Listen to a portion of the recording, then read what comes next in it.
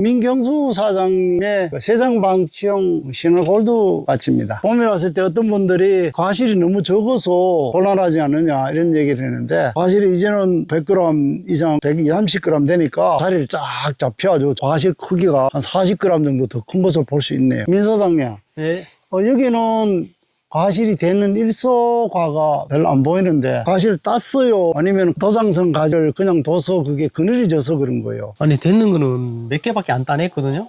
그리고 도장지는 한 개도 안 잘랐어요. 여름에는 안 땄죠. 신한골드는 생육기 때는 거의 따지 않고 수확 직전에 한 보름이나 20일 전에 세력질 도장지를 제거해서 햇볕에 대는 것을 막고, 또 과실의 단가지형의 단점인 이파리가 적은 그런 것을 보완하는 그런 운영의 묘를 잘 살린 것 같아요. 과일이 너무 좋네요. 오늘 아침에 우리 영농회 신한골드를 약을 치면서 봤을 때 너무 일소가가 많아요. 외형에 세력이 좀 부족하다 보니까 과실이 햇빛에 노출돼가지고 된 것이 너무 많아요. 그 상처를 통해서 지금 이번 비에 탄저병이 입양되면 어떨까 하는 그런 우려를 지금 갖고 있는데, 다행히 우리 민 사장은 된 과실이 거의 보이지 않으니까 참 이상적으로 잘 된 것 같네요. 지난해 이거 얼마나 왔어요? 여기는 지금 9년차 해가지고 여기 300평이 안 되거든요.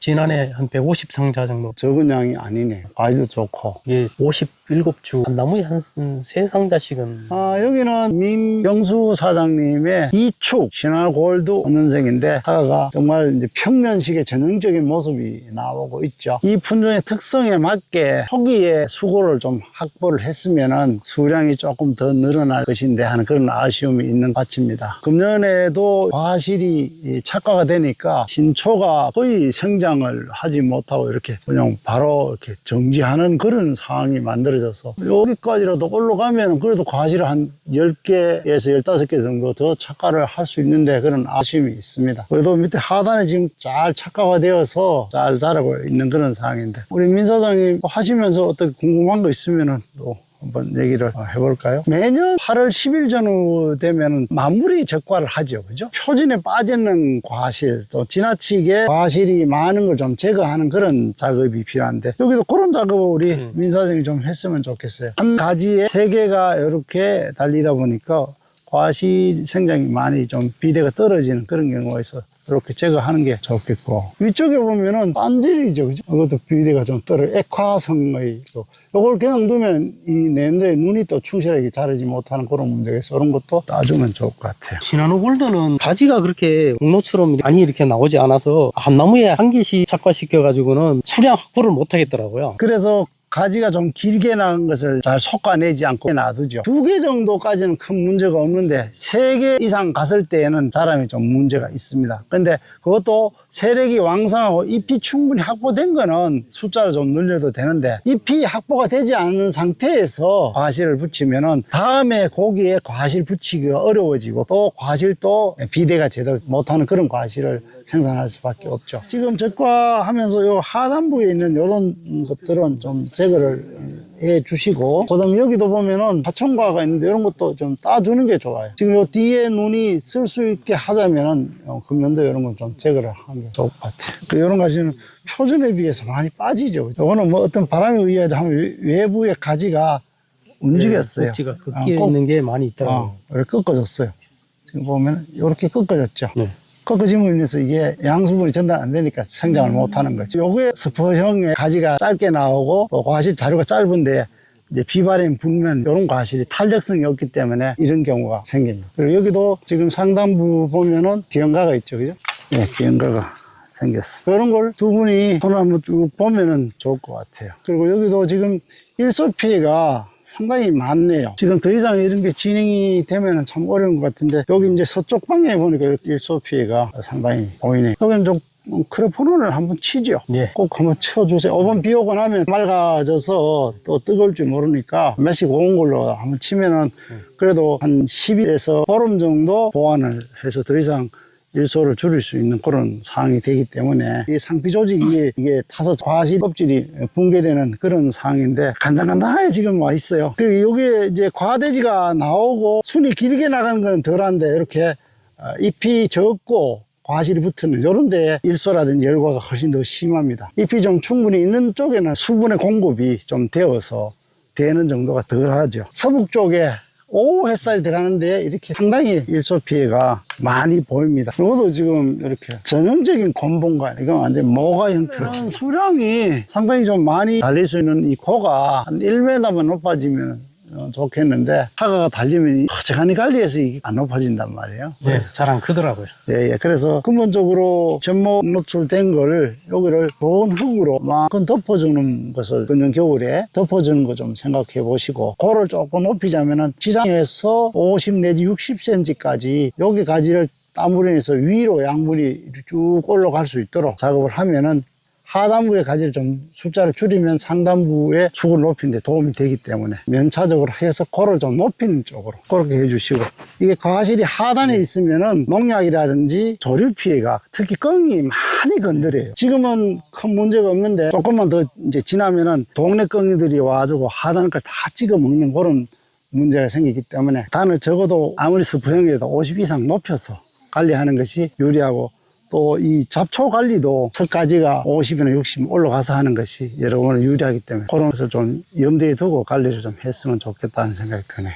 신화골드 이축 M9 대목으로 이 정도 것은 정말 잘 키우는 가손이라고 칭찬하고 싶네요. 다리님, 채로 키우려고 그러면 밑에 대목을 묻는 것도 좋지만 거름을 많이 줘도 클 수 있잖아요. 비료나 거름을 많이 줘서 키우는 방법도 있고, 대목을 묶는 방법, 또 가지 착가 수를 좀 줄이는 방법, 여러 가지 방법을 다 이제 써봤지만 가장 효과적인 그 결과가 나는 것이 이 대목을 좀 더 묻어주는 게 좋고, 묻어주더라도 이제 탭이라든지 시비량을 후지나 이런 것보다는 1.5배 정도 많게 초기에 주는 것이 볼을 좀 뽑아내고, 그 다음에 이 세력지가 이 순이 조금 더 나가서 잎 면적을 확보하는 데도 유리하고, 그 결과에 의해서 이제 이 과실들이 그래도 비대가 왕성하게 더 커질 수 있는 그런 것이 있기 때문에 어떤 한 요인만 가지고 나무 세력을 조정하려고 마음을 먹지 마시고 종합적으로 착과량, 비료, 그 다음에 퇴비, 그 다음에 이 대목을 묻어주는 거,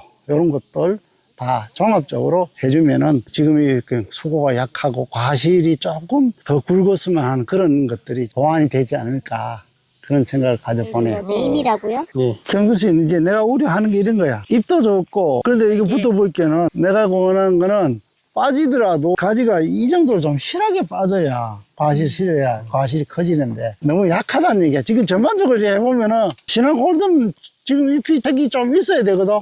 근데 이때 조금 썩고 가리면 주지 말고 거기에다가 요소를 한 300에서 500 정도 집어넣어. 예. 아직은 더 가야 되잖아. 10월 10일인데 후관으로서는 변화가 있다는 느낌이 없는데 식물로 봤을 때는 그래도 상당히 효과가 있어요. 그리고 마그네슘만 쳐주고 잎이 커지진 않아요. 잎색은 진해질 수 있지만 커지고 또 세력제가 조금 더 빠져주는 그런 문제는 해결이 안 되기 때문에 적은 양, 특히 온도가 높고 이럴 때는 뭐 한 300에서 500 정도 그램 정도를 질소지를 넣어주는 것이 더 나무 생장에 도움이 되고 비대에 도움이 될 수 있죠. 과실 몇 개 되는지 헤아려 보세요.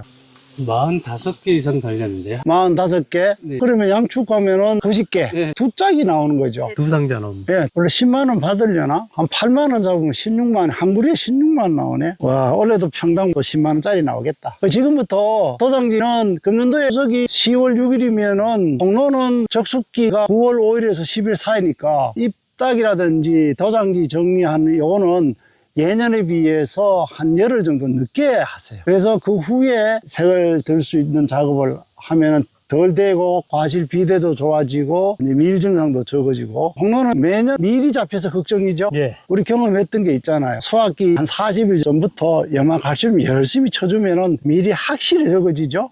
예. 그래서 요즘은 염화칼슘을 한 10일 간격으로 계속 수확 한 2주 전까지 농도를 진하게 하지 말고 1.5kg 정도 그렇게 넣어주세요. 어차피 이 모든 비료는 총량제입니다. 한번 들어가면 그 이상 잘 들어가지 않아요. 일시에 집어넣으려면 여러 가지 약해가 나고 부작용이 나타날 수 있으니까 한 1.5kg 정도 넣는 거는 농약하고 혼용에서도 큰 문제가 없고, 그 다음에 식물한테도 이 표면에 농도 장애가 이루어지지 않는 이축 다축 재배에서는 중복 살포가 될 수밖에 없는 조건이 돼요. 이쪽이 치면 저쪽 나무까지 가는 그런 문제가 있기 때문에 농도가 지나면 중복 살포가 되었을 때 이 바깥쪽이 타는 그런 증상들을 아마 경험을 많이 하셨을 거예요.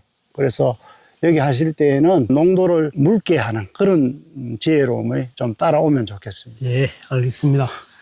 근데 한 가지 질문이 있어요. 이게 다축으로 가면 과일 크기가 그 2축으로 돼 있는 나무하고 3축이나 4축으로 뽑아 놓으니까 과일 크기가 한 차이가 좀 많이 나버리더라고요. 그럼 결국은 연식이 자꾸 갈수록 과일은 자꾸 작아진다는 거. 홍로는 유목기 때에 과실이 크고 후기에 가면은 과실이 작아지는 것이 전형적인 우리가 지켜봤던 모양이죠. 절단 전정을 해가면서 새로운 가지를 계속 받아 나가는 그런 관리 방법을 도입을 해야 되죠. 그리고 세력 유지를 위해서 초기에 가을 비료나 봄 일찍 시비량을 좀 늘려주시고 후기는 비료를 거의 끊고 가리만 주는 그런 쪽으로 해서 세력을 초기에는 좀 왕성하게 세게 후기는 안정시키는 그런 시비 방법을 선택하면은 그것이 좀 보완이 될 수 있습니다. 지금 현재 이 다축을 했을 때 과일이 자라지는 거는 시비량이나 전정 방법을 좀 늘려주고 절단 전정을 해서 가지를 갱신하는 그런 것이 적극 도입이 돼야 그런 문제를 좀 극복하지 않을까 그런 생각이 드네요. 홍로는 단가지형 중에서는 가지를 잘라도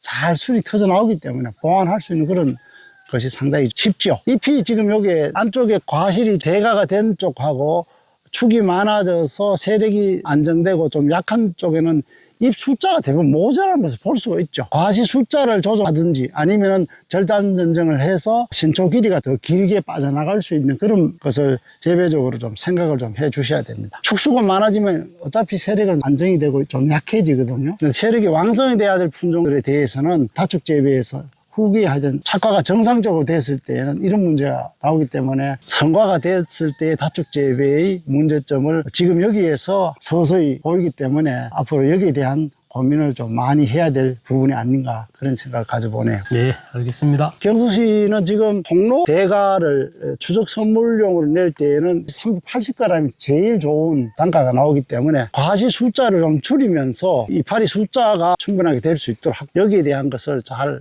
해주시고 금년에 이런 좋은 과실이 만들어진 것도 두 분이 꽃적과 안 있으면 이런 과실을 만들기 사실 거의 어렵습니다. 고생 많으셨습니다.